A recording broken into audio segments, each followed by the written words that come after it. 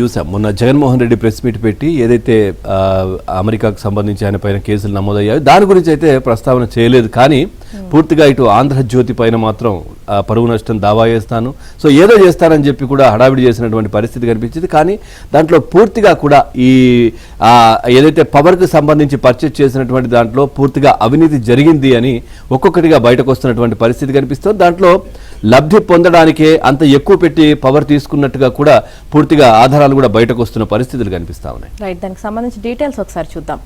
అడ్డగాలు ఒప్పందానికి అర్థం లేని సమర్థన, పైగా శాలువాలు కప్పాలి, సన్మానాలు చేయాలి అనే డిమాండ్లు.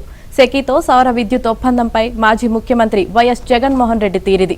అమెరికాలో పెట్టిన కేసులో తన పేరే లేదని దబాయింపు, అంతర్రాష్ట్ర రవాణా ఛార్జీలు లేవని బుకాయింపు.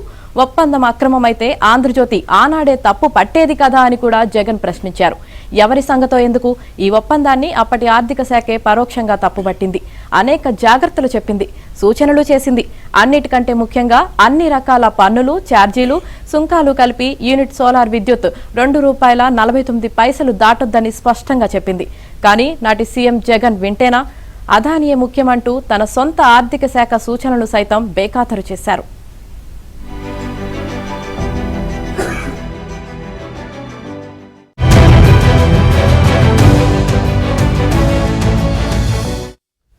సెకీతో విద్యుత్ కొనుగోలు ఒప్పందానికి ముందు నిబంధనల ప్రకారం ఆర్థిక శాఖతో కూడా ఇంధన శాఖ సంప్రదింపులు జరిపింది.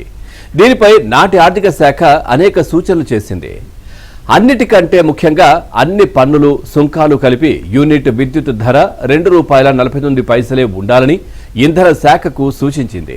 2021 అక్టోబర్ 28వ తేదీన సెకీతో ఒప్పందాన్ని జగన్ మంత్రివర్గం ఆమోదించింది. ఆ రోజు ఐటమ్ నంబర్ 15గా ఈ ఒప్పందాన్ని ఆమోదించారు. ఆర్థిక శాఖ సూచనలను తిరస్కరిస్తున్నామని అందులో స్పష్టం చేశారు.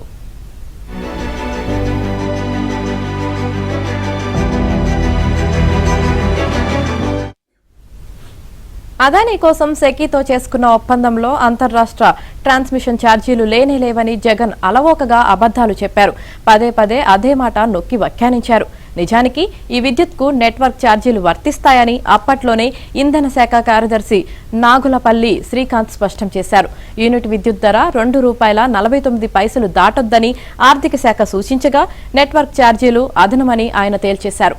ఎక్కడో రాజస్థాన్లో ఉత్పత్తయ్యే విద్యుత్ను ఏపీకి గ్రిడ్ ద్వారా సరఫరా చేసేందుకు ఛార్జీలు చెల్లించాల్సిందే. ఇలా అన్ని రుసుములు, ఛార్జీలు కలిపితే సెకీ నుంచి కొనుగోలు చేసే సౌర విద్యుత్ యూనిట్కు ₹5 దాటుతుందని అంచనా. అంతర్రాష్ట్ర రవాణా ఛార్జీల స్థానంలో కేంద్రం జనరల్ యాక్సెస్ ఛార్జీలను తీసుకువచ్చింది. పేరు ఏదైనప్పటికీ షాక్ మాత్రం షరామామూలే.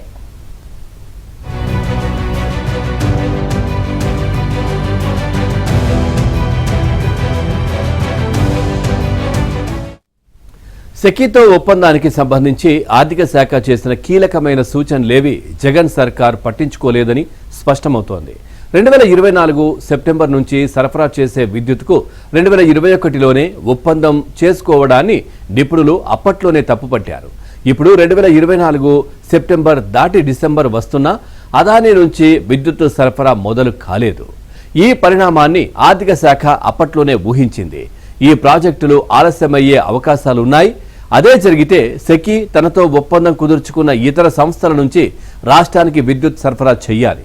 ఒకవేళ వేరే సంస్థ విద్యుత్ ధర తక్కువైతే దానినే చెల్లించాలని ఆర్థిక శాఖ సూచించింది. దీనిని కూడా జగన్ సర్కార్ పట్టించుకోలేదు.